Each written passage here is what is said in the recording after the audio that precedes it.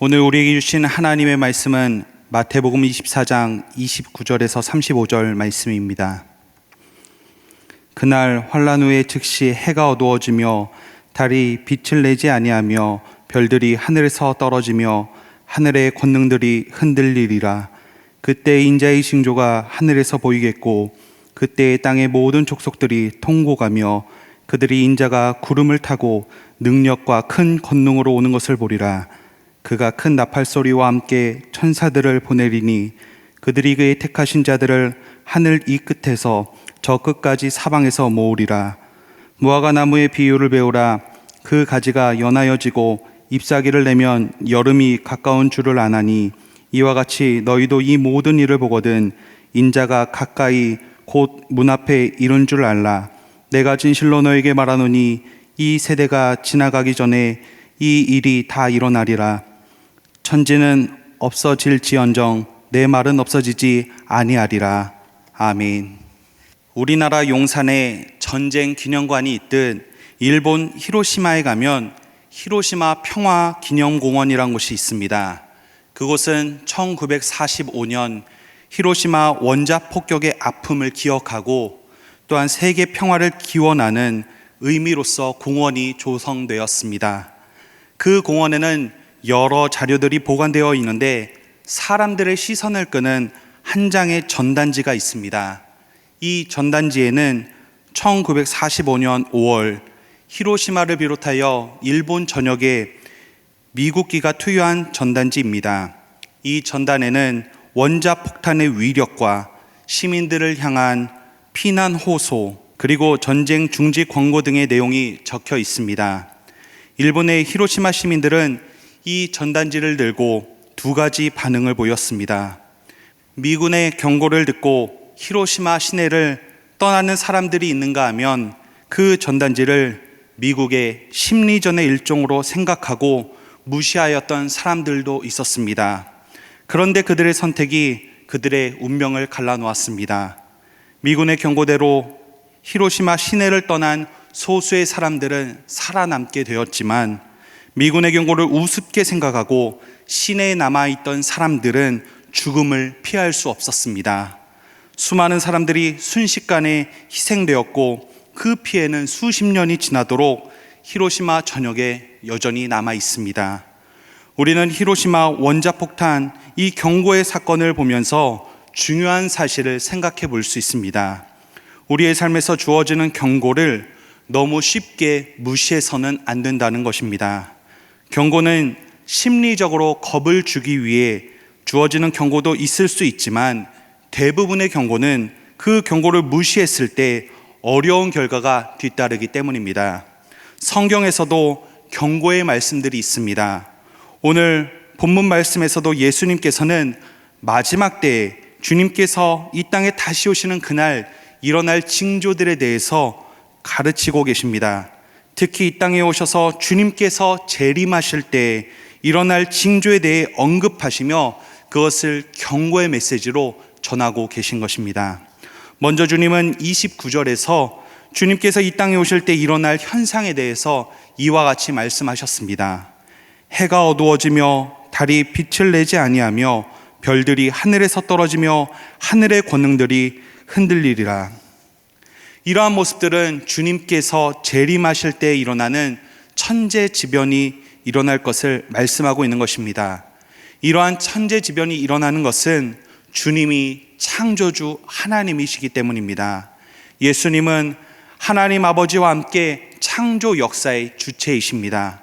그래서 예수님의 재림으로 만물이 새롭게 되어 새하늘과 새 땅이 완성될 것이므로 종전에 있던 피조세계의 질서가 무너지고 새로운 질서가 세워지게 되는 것입니다. 그리고 이 현상은 또 다른 의미로 바로 심판의 시간이 다가왔음을 알 수 있습니다. 해가 어두워지고 달이 빛을 내지 아니함은 세상이 어둠 속에 사로잡히는 것을 말합니다. 세상이 어두워지는 천재지변을 경험하게 되면 오늘 말씀에 이 땅에 살아남은 모든 사람들은 통곡할 것이다 라고 30절에 기록되어 있습니다. 이는 예수를 믿지 아니하는 자들이 주님의 재림하는 날 심판의 두려움을 경험할 것을 의미하는 것입니다.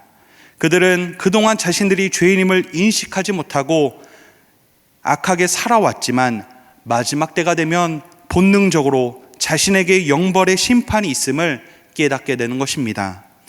이는 예수님께서 천사들을 보내어 사방에서 택하신 성도들을 모으는 반응과는 대조적인 모습입니다. 아무리 세상이 어두워지는 천재지변이 일어나더라도 두려움을 느끼는 자들이 있는가 하면 그 가운데서 영광스럽게 부름을 받는 자들이 있다는 것입니다.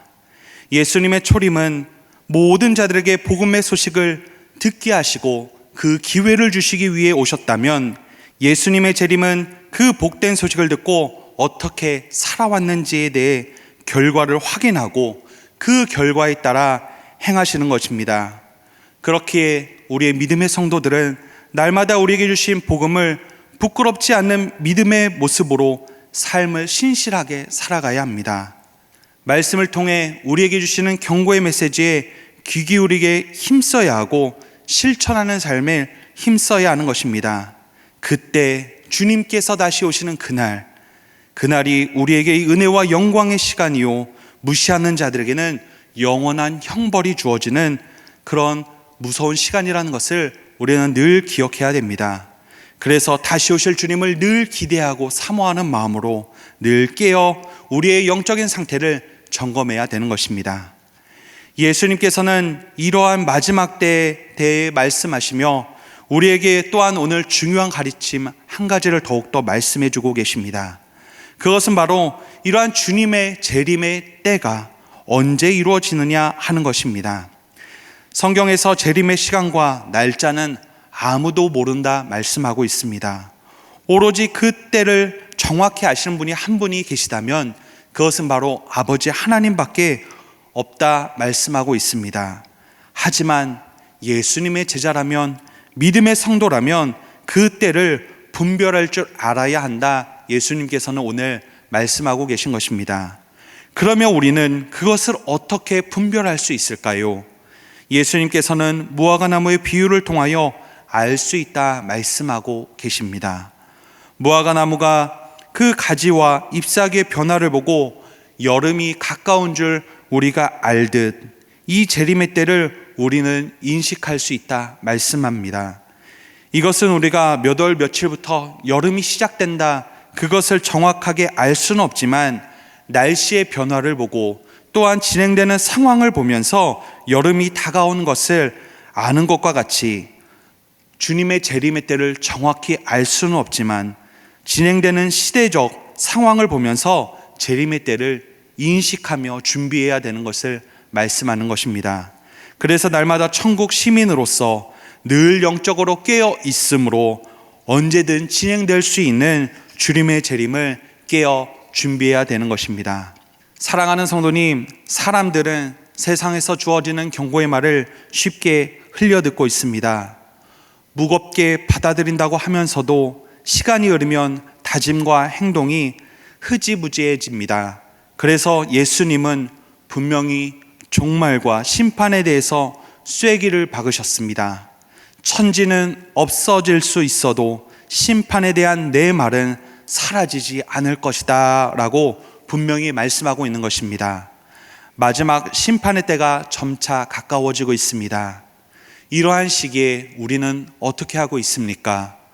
예수님의 경고를 엄중하게 받아들이고 삶의 기준을 올바르게 세워나가는데 힘써야 될 때입니다.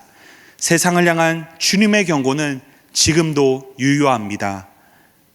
오늘도 시대를 분별하는 지혜를 가지고 마지막 때를 준비하며 살아가는 삶이 되시기 바랍니다.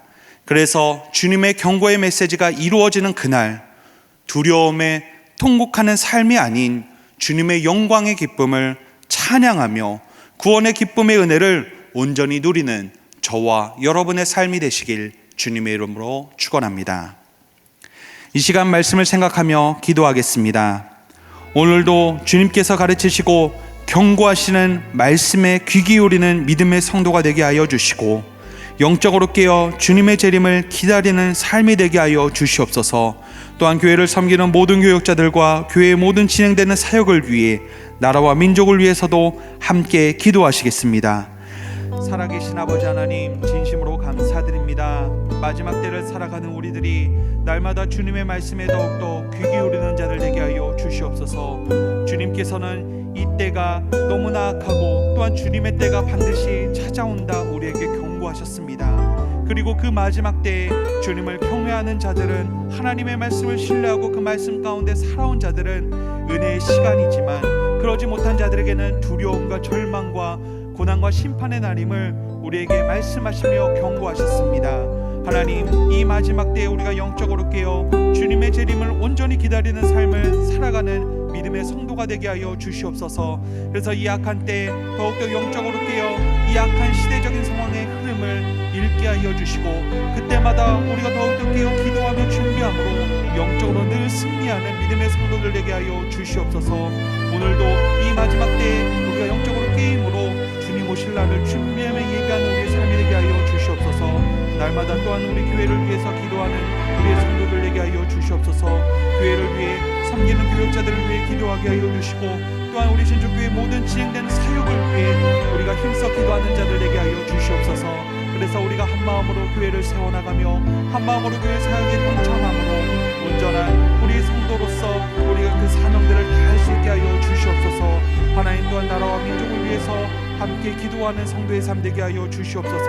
나라와 민족이 더욱더 기도로서 세워지게 하여 주시고, 모든 분열과 아픔과 고통과 하나님 그 모든 어려움의 시간들이 우리 믿음의 성도들이 기도함을 통하여 하나님의 그 일하심의 능력들이 우리나라 가운데 온전히 진행되고 이루어져 우리나라 가운데 하나님의 평화가 또한 주님의 복음의 능력이 온전히 타원되어지는 복된 나라로 살아갈 수 있도록 인도하여 주시옵소서. 이제는 우리 주 예수 그리스도의 은혜와 아버지 하나님의 크신 사랑하심과 성령님의 교통하심이 날마다 영적으로 깨어 준비함으로 다시 오실 주님을 온전히 기다려 살아가는 모든 영혼들 위해 영원토록 함께 하시길 간절히 축원하옵나이다. 아멘.